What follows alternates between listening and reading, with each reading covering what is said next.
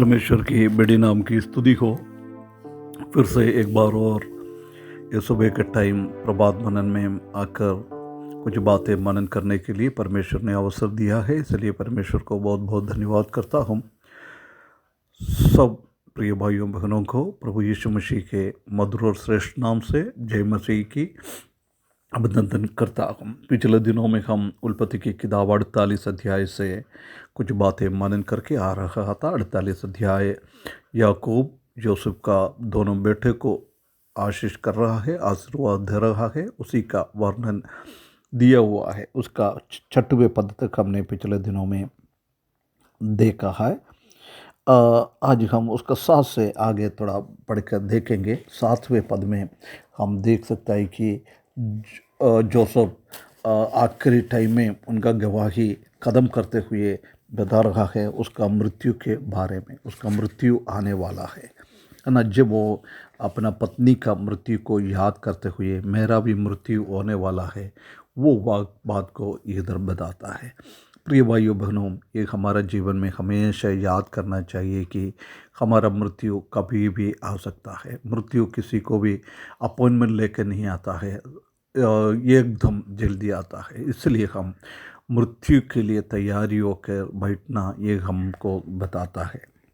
उसका 7वें पद में लिखा है, जब मैं पतन से आता था तब एफ्रात पहुँचने से थोड़ी ही देर पहले राहेल कनान देश में मार्ग में मेरे सामने मर गई और मैंने उसे वहाँ अर्थात एफ्राता जो बैतलहम की कहलाता है उसी के मार्ग में मिट्टी दी है। देख इधर हम जानता है कि वो राहेल को इतना प्रेम किया है। उसी को 2 पत्नी और 2 दासी, ऐसी 4 पत्नी लोग थे। उसमें से सबसे ज़्यादा उसने राहेल को प्रेम किया है। राहेल को पाने के लिए उसने 14 साल वो लाबान के घर पे कठिन मेहनत किया है। उससे हम देख सकते हैं कि उसका प्रेम कितना था। एक बात इधर हम सीख सकते हैं कि प्रभु हमसे बताता है कि तुम्हारा पूर्ण मन, पूर्ण शक्ति, पूर्ण ताकत, पूर्ण आत्मा से परमेश्वर को प्रेम करना है। ये सबसे पहला और सबसे बड़ा आज्ञा है।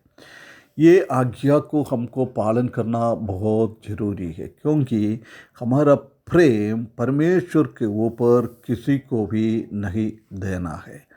बाई चांस हम किसी को दिया है तो अभी ये याकूब के जीवन में हुआ है, कितना जल्दी राहेल को परमेश्वर ने अपने पास बुलाया है। इसलिए ऐसी एक अवसर हमारे जीवन में ना आए।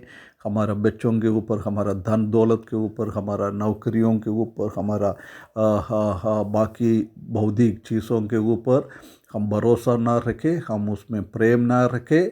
हम प्रेम तो रखना है, परंतु परमेश्वर को सबसे पहला इम्पोर्टेंस देना है। उसके बाद हमारा परिवारों को, हमारा पतियों को, पत्नियों को, बच्चों को, हमारा माँ बाप को, सबको उसके बाद की स्थान देना चाहिए। इसलिए हम हमेशा परमेश्वर को सबसे ज़्यादा प्रेम करें। उसके बाद इधर हम देख सकते हैं कि जब उसने ये बात बता रहा है, जब उसने अपना पत्नी का मृत्यु के बारे में याद कर रहा है, कैसे उनकी मृत्यु हुआ है। 35 अध्याय 16 से लेकर 18 पद तक हम देख सकते हैं कि बेंजामिन को जन्म देने के टाइम उसने अपना पत्नी को खोया है। पत्नी इस दुनिया से चला गया है। और उसका बरियल के बारे में, उसका अंतिम संस्कार के मिट्टी देने के बारे में भी उल्पत्ति की किताब 35 अध्याय 19 और 20 पद में हम देख सकते हैं। उसी को वो याद कर रहे हैं। प्रिय भाइयों बहनों, हमारे जीवन में भी ये ज़रूरी है कि पुरानी बातों को हम याद करें। अच्छा बातों को याद करते हुए, परमेश्वर को धन्यवाद करते हुए हमारा जीवन आगे बढ़ाना है। और हमारे जीवन में क्या क्या बुराई हुआ है, क्या क्या गलत हमने किया है, उसी को भी बीच बीच में याद करते हुए ऐसी मार्ग में आगे ना बढ़े, उससे और दूर हो जाए। ये दोनों चीज़ हमारा जीवन में बहुत ज़रूरी है पुरानी बातों को याद करने के लिए, क्योंकि भविष्य के लिए हैं, उसी में याद करके उधर बैठने के लिए नहीं है, उसी में याद करके और हम प्रभु के रास्ते में आगे बढ़ना है, ये परमेश्वर हमसे चाहता है ना। उसके बाद 8 से लेकर हम देख सकता है कि याकूब मनश्शे और एफ्राइम को कैसे आशीर्वाद कर रहा है, उसी को बात को हम उधर देख सकता है। उसके 8 से 12 तक हम देख सकता है कि Jacob calls for Joseph sons to bless them. या जोसेफ का दोनों बच्चों को अपने पास बुला रहा है उसको आशीर्वाद देने के लिए। प्रिय भाइयों बहनों, हमारा ये बहुत बड़ा एक कर्तव्य है, हमेशा हम हमारे बच्चों के ऊपर आशीर्वाद करें, आशीष करें। हम कभी भी बच्चा कभी कोई बिगड़ जाएगा तो भी उसी के ऊपर हम श्राप ना करें, उसको आशीर्वाद देने वाला, हमारे बच्चों को, हमारे पोतों को, सबके ऊपर एक आशीष की बातें बताने वाला, आशीर्वाद की बातें बताने वाला, उनको लोगों को ब्लेस करने वाला, एक माता पिता के तौर से, एक दादा दादी नाना नानी के तौर से हमारा जीवन आगे बढ़ाने के लिए परमेश्वर हमको सहायता करे। उसका 8वें पद में हम देख सकते हैं कि तब इस्राएल को यूसुफ के पुत्र देख पड़े और उनसे पूछा ये कौन है। मतलब उसका आँख की दर्शन इतना अच्छा नहीं है, परंतु उन लोगों को देखते हुए वो पूछ रहा है ये कौन है। जब एक उत्तर हम देख सकते हैं कि 9वें पद में यूसुफ ने अपने पिता से कहा ये मेरे पुत्र है जो परमेश्वर ने मुझे वहाँ यहाँ दिया है, ये मेरा पुत्र है, परंतु ये मेरा नहीं है, अभी के लिए मेरा है। इसी का ओरिजिनल ओनर, हकीकत उसका स्वामी परमेश्वर ही है। परमेश्वर ने मुझे ये दिया है, ये परमेश्वर का संपत्ति है। परमेश्वर ने थोड़ी देर के लिए मेरे को संभालने के लिए दोनों बच्चों को दिया हुआ। प्रिय भाइयों बहनों, कितना एक बड़ी बात जोसेफ इधर कह रहा है ना। उसको अच्छी तरह से समझ में आया बच्चा हमारा नहीं है, बच्चे को उत्पन्न करने का हमारा कोई शक्ति नहीं है, सब परमेश्वर दान में देता है। कितना लोगों को कई साल हो गया है शादी के बाद कोई बच्चा नहीं है, हमारा हाथ में कोई है नहीं है बच्चों को पैदा करना, परंतु परमेश्वर का आशीर्वाद है, परमेश्वर उसके लिए मदद करता है। इधर भी हम देख सकते हैं कि उसने ये कहा है ये मेरा बेटा है, परंतु ये परमेश्वर ने दिया है। प्रिय भाइयों बहनों, ये हम बहुत हमेशा याद करने की एक बात है।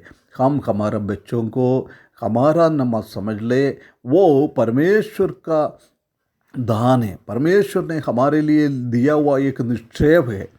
ऐसे समझकर वो निश्चय को अच्छी तरह से संभालना ये हमारा काम है। उसको भयभक्ति में, परमेश्वर का भय में, परमेश्वर का वचन के हिसाब से एक अच्छा नमूनादायक जीवन बिताने के लिए उन लोगों को आगे आगे बढ़ाना ये हमारा कर्तव्य, इसलिए परमेश्वर ने हमको दिया हुआ है।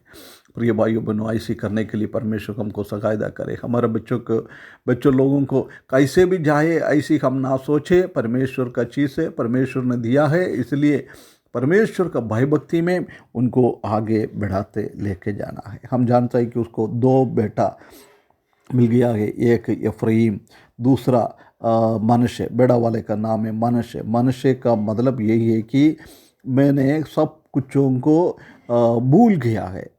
यूसुफ के जीवन में इतना तकलीफ परेशानी था, परंतु जब मनुष्य उनका जीवन में आया है वो पुराना हर एक चीज़ों को भूल गया है। अभी मनुष्य परमेश्वर ने दिया है, उसी के साथ आनंदमय जीवन बिताना, उसी को आगे बढ़ाना है, वही उनका सोच था। उसके बाद दूसरे का नाम था एफ्राइम। एफ्राइम मतलब फ्रूटफुलनेस, एक फलदायक अवस्था उनका जीवन में परमेश्वर ने दिया है।